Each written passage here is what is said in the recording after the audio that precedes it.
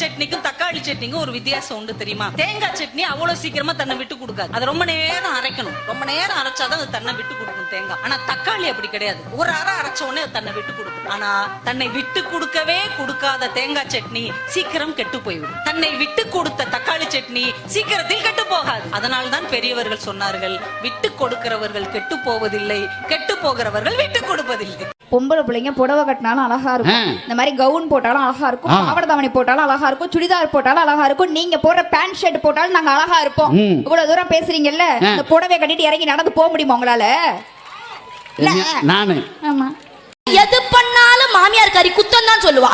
நின்னா குத்தம், நடந்தா குத்தம், எழுந்தா குத்தம். கேள்விக்கு பதில் சொன்னா எப்படி பேசுது பாரு, திமிரு பிடிச்சது. அமைதியா இருந்தா ஊமை தாண்டி ஊரை கெடுக்கும். சிரிச்சு பேசுற என்ன சொல்லுது, பொம்பளை சிரிச்சா போச்சு, புகையில விரிச்சா போச்சு. படிச்சுட்டு பேசுனா படிச்ச திமிரு பாரு. படிக்கலன்னா பட்டி காட்டு முண்டோன்னுது. நாங்க என்னதான் பண்றது, என்னதான் பண்றது? ஆனா ஒரு விஷயம் நடுவர்களே, ஒரு விஷயம், மாமியாருங்கெல்லாம் மண்டையில கொண்ட போடாம கூட இருந்துரும். ஆனா மருமக கூட சண்டை போடாத மாமியார் இந்த உலகத்திலே இல்லை நடுவர்களே. ஒரு மனுஷன் எதுக்கு குடிக்கிறான்? ஏயா குடிக்கிற? எதுக்கு குடிக்கிறான்? 24 மணி நேரமும் கைய ஒண்டி கர்ணம் பாயிர ஆம்பளை எதுக்கு குடிக்கிறான்? உடம்புல வலி, கை கால் குடைச்சல், பித்தம், கபம், அஜீரணம். சரி, இடுப்புக்கு கீழே புடிப்பு, புடிப்பு, இடுப்புக்கு கீழே புடிப்பு. அப்போ ஒரு மனுஷன் ஒரு குடும்பத்தை காப்பாத்துறதுக்காக உழைச்சு களைச்சிட்டு வர்ற மனுஷனுக்கு உடம்புல பல வியாதி, மூச்சு பிடிப்பு, முதுகு பிடிப்பு, மார்பு சளி, கெண்டக்கால் சனியை கிடத்த விட்டு போகல, பித்த கிருகிருப்பி, பியத்தின நஞ்சடப்பு, செத்தா மசிறு வச்சு செலவுக்கு 50 பைசா. அப்போ ஒரு மனுஷன் குடிச்சிட்டு வர்றா, வீட்டுல இருக்கிற பொம்பளை என்ன செய்யணும்? ஐயோ நம்ம புருஷன் வந்துட்டாங்களே, அவங்களுக்கு குஞ்சிய நசுக்கி, கோழி குஞ்சு நசுக்கி ஒரு சூப் வச்சு ஊத்துவோம், போனா போகுது, படுக்க வச்சு பாலக்கெல்லாம் காய்ச்சி கொடுப்போம். அப்படி குடுக்கணும். அதை விட்டு என்ன நீ பண்ணிட்டு இருக்க? நீ கொடுக்க முடியாது, அத மறக்க முகரையில் முள்ளவடி சாத்த. சரி, இந்த ஊர்ல எங்க ஒரு கிழவியும் காண, நான் எங்கிட்ட போய் எங்க போயிருப்பாங்க? லைனை மாத்திவிடாடே. இது என்னன்னு கம்ப்யூட்டர் சம்பராணி, இதுக்கும் கம்ப்யூட்டருக்கும் என்னென்ன சம்பந்தம்?